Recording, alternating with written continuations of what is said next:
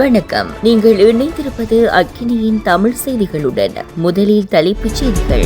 செம்மணிக்கு அனுர அரசாங்கமே நீதியை நிலைநாட்டும் அமைச்சர் சந்திரசேகர். தென்னிலங்கையில் துப்பாக்கிச் சூடு, பாதாள உலக குழு உறுப்பினர் பலி. மக்களின் அரசியல் உரிமைகளுடன் சேர்ந்து பயணிப்பதற்கு தயார் ஸ்ரீதரன் பகிரங்கம். இந்தோனேஷியாவில் படகு மூழ்கியதில் 38 பேர் மாயம். கால்பந்து உலகை உலுக்கிய சம்பவம், கார் விபத்தில் 28 வயதான பிரபல வீரர் பலி. தொடர்பென விரிவான செய்திகள். செம்மணி புதைகுழிக்கு தேசிய மக்கள் சக்தியின் அரசாங்கமே நீதியை நிலைநாட்டும் என கடற்றொழில் அமைச்சரும் ஒருங்கிணைப்பு குழு தலைவரும் ராமலிங்கம் சந்திரசேகர் தெரிவித்துள்ளார். நேற்று கிளிநொச்சி, கரைச்சி, கண்டாவளை பிரதேச செயலகத்தில் இடம்பெற்ற ஒருங்கிணைப்பு குழு கூட்டத்தின் இறுதியில் இடம்பெற்ற ஊடக சந்திப்பின் போது இவ்வாறு குறிப்பிட்டார். குறித்த ஊடக சந்திப்பில் செம்மணி படுகொலை தொடர்பாக ஊடகவியலாளர் எழுப்பிய கேள்விக்கு பதிலளிக்கும் போது செம்மணி படுகொலை சம்பந்தப்பட்டவர்களுக்கு தண்டனை பெற்றுக் கொடுக்க வேண்டும் என்று கடும் சீற்றத்துடன் கூறியுள்ளார். மேலும் செம்மணி படுகொலை சம்பந்தமாக அரசியல் தலையீடுகள் இல்லாமல் விசாரணைகளை மேற்கொள்ள வேண்டும் என்பதை வலியுறுத்துகின்றோம். கடந்த காலங்களிலும் தமது தேசிய மக்கள் சக்தியின் ரோஹண விஜயவீர போன்றவர்களுடன் 60,000க்கும் மேற்பட்டவர்களும் கொல்லப்பட்டுள்ளனர். இவ்வாறு நிலைமைகளை ஏற்பட்டிருக்கும் அண்மையில் கூட இலங்கைக்கு வருகை தந்துள்ள மனித உரிமை ஆணைக்குழுவின் தலைவரிடமும் தேசிய மக்கள் சக்தியாகிய நாங்கள் வலியுறுத்தியுள்ளோம்.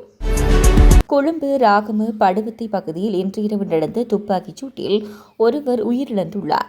முச்சக்கர வண்டியில் வந்த 2 துப்பாக்கிதாரிகள் பிஸ்டல் வகை துப்பாக்கியால் சுட்டுவிட்டு தப்பிச் சென்றதாக போலீசார் தெரிவித்தனர்.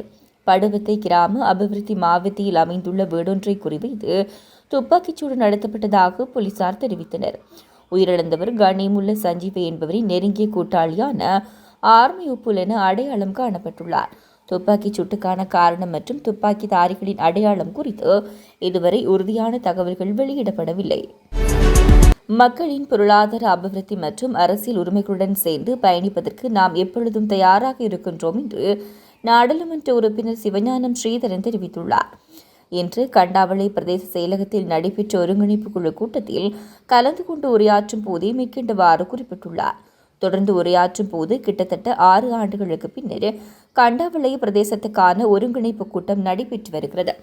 இனிவரும் காலங்களில் மாதாந்தம் நடத்தப்பட வேண்டும். எமது மக்களின் பொருளாதாரம் மற்றும் அபிவிருத்தி சார்ந்தும் அரசியல் உரிமைகளுக்காகவும் சேர்ந்து பயணிப்பதற்கு நாங்கள் எப்பொழுதும் தயாராக இருக்கின்றோம் என தெரிவித்தார். இந்தோனேஷியாவின் பாலித்தீவு அருகே 65 பேருடன் சென்று பயணிகள் படகு மூழ்கியதில் 38 பேர் காணாமல் போயுள்ளதாக தெரிவிக்கப்படுகிறது.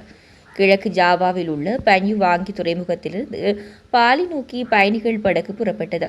மேலும் 23 பேர் விபத்திலிருந்து தப்பியுள்ளதாகவும் 4 பேர் பலியாகியுள்ளதாகவும் அந்நாட்டு ஊடகங்கள் செய்தி வெளியிட்டுள்ளன. இந்த கப்பலில் 53 பயணிகள் மற்றும் 12 பணியாளர்கள் இருந்ததாகவும் 14 கனரா வாகனங்கள் உட்பட 22 வாகனங்கள் இருந்ததாகவும் கூறப்படுகிறது. இருப்பினும் காணாமல் போனவர்களை தேடும் பணி தற்போது நடைபெற்று வருவதாக இந்தோனேஷியா தரப்புகள் தெரிவித்துள்ளன. எனினும் மோசமான வானிலை காரணமாக கடுமையான இடையூறுகள் ஏற்பட்டுள்ளதாகவும் அந்நாட்டு ஊடகங்கள் சுட்டிக்காட்டியுள்ளன. ஸ்பெயினின் சமோரா மாகாணத்தில் நடந்த கார் விபத்தில் பிரபல கால்பந்து வீரர் உயிரிழந்துள்ளார். இவ்விபத்தில் போர்த்துகல் கால்பந்து வீரர்கள் டியாகோ ஜோட்டோ மற்றும் அவரது சகோதரரான ஆண்ட்ரூ சில்வா ஆகியோர் உயிரிழந்துள்ளனர். இங்கிலாந்தில் லிவர்பூல் அணிக்காக போர்த்துகல் வீரர் தியாகோ ஜோட்டோ விளையாடி வந்தார். இவர் தனது லம்போகினி காரில் பயணித்துக் கொண்டிருந்த போது டயர் வழித்து மற்றொரு கார் மீது மோதி தீப்பிடித்ததில் 2 பேரும் பலியாகினர். ஜோட்டாவின் மரணம் கால்பந்து உலகை உலுக்கியுள்ளது. ரசிகர்கள் அதிர்ச்சி அடைந்துள்ளனர். தொடர்ந்து மக்களின் செய்திகளோடு இணைந்திருங்கள். வணக்கம்.